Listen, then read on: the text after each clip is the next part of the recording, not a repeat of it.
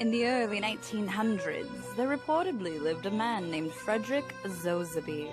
Not much is known of his life except that he was an Edwardian-era clown who moved from his home in Czechoslovakia to the city of Liverpool, presumably in order to further his career in clowning.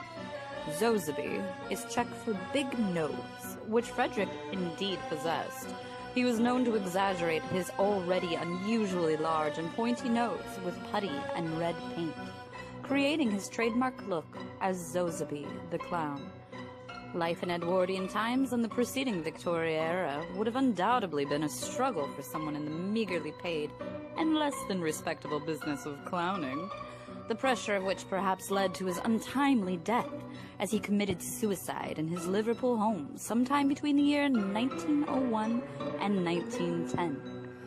No one knows the details surrounding his life nor abrupt death, but perhaps a brave traveler visiting Liverpool could ask the clown themselves, seeing as Zozzaby's ghost has been said to haunt his house as well as the nearby homes. In December 2002, two brothers, Thomas, 13, and his 10-year-old brother Aaron, were awakened in their bunk beds by echoes of laughter in the middle of the night. Thomas looked down from his bunk and saw a strange, partially transparent clown. Mostly, Thomas says, he remembers the grotesque and heavily painted face of the clown. The boys reported gaping black holes where the eyes should have been, and a long, crooked red nose as pointed as a carrot.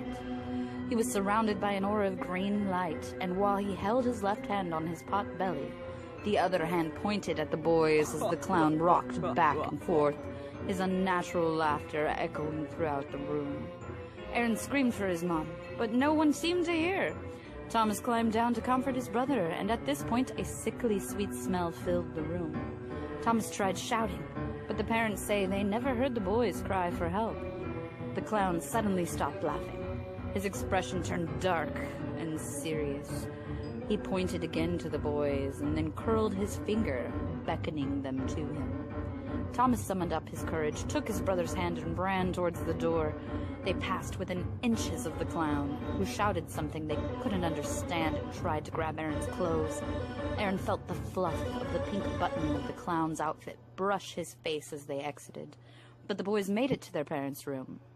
The parents immediately went to investigate but found no trace of any intruder, but they did find the sickly sweet smell the boys had mentioned.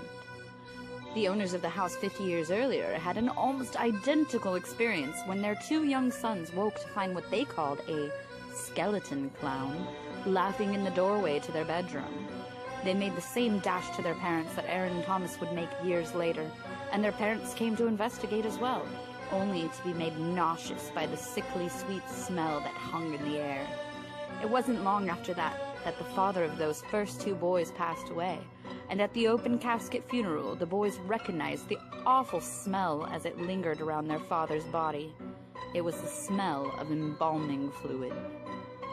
Frederick Zozzaby lived at the house which his ghost now haunts, but unlike most ghosts, the clown's supernatural presence is somehow able to get around, for Zozzaby has been seen in the houses of neighboring streets. October 2010, a 40-year-old woman named Kelly moved into a house just 3 doors down from the house where Zozzaby lived, and died in Edwardian times.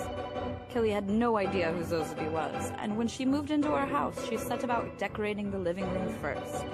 On the third night at the house, Kelly went to bed earlier than she normally did, because she had been left exhausted after scraping the old wallpaper from the tall walls of the living room. Just as Kelly was about to drift off into the realms of sleep, she felt the mattress of her new king-size bed start to shake. She wondered what could cause that effect, and she slowly turned. And there, in the semi-darkness, she saw that a man was lying next to her on top of the duvet, with his head on the pillow. He was facing away from her, towards the bedroom door. As she froze with fear, the woman saw that the man had on a cone-shaped hat with a rounded tip, and she could also see that the stranger was wearing a ruffled white silk collar and a purplish suit. The man was shaking, and Kelly got the strong impression that the oddly dressed man was shaking with subdued laughter. Kelly rolled sideways out of the bed and fell onto the floor. She got to her feet and ran out of the bedroom and down the stairs. She opened the front door and stood on the doorstep, barefoot in her pajamas, staring in horror to the top of the stairs. She thought she saw the shadow of a man who had laid menacingly on her bed, gliding along the landing for a moment. The very next night she woke around 4 a.m. to a sweet, overpowering scent that made her feel quite ill, and she had to get up and open the windows to air the room. Presumably, it was the embalming fluid odor that is often associated with Zozzaby's presence. Who was Zozzaby? What circumstances led him to take his own life? It seems the answers will remain unknown to these questions, but certainly he was very dedicated to the art of clowning, as he continues to do so, and presumably will, forever.